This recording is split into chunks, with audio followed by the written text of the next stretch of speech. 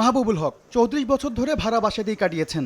গেল বছর অবসর নিলেন সরকারি চাকরি থেকে। এবার রাজধানীর বুকে নিজের একটি মাথা গোঁজার ঠাঁই খুঁজছেন তিনি, তাই এসেছেন আবাসন মেলায়। সাধ্য অনুযায়ী আমি যদি ক্রয় করতে পারি, পুরাতন ফ্ল্যাটও আছে, তাদের কাছে নতুন ফ্ল্যাটও আছে, সেগুলো আমরা খোঁজখবর নিচ্ছি, দেখতেছি।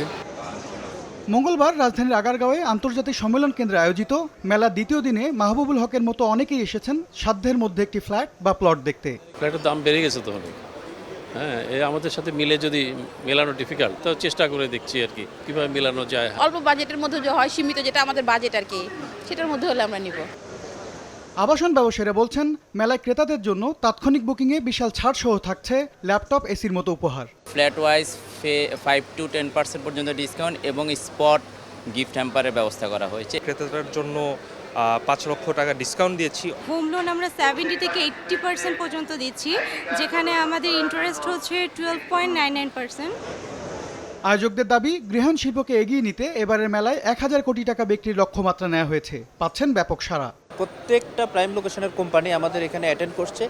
এখানে আসলে পরেই আপনি যে চয়েস মতো ঢাকা শহরেরও যে কোনো জায়গায় আপনি ফ্ল্যাট খুঁজতে চান, এখানে আপনি ওই স্টল পেয়ে যাবেন।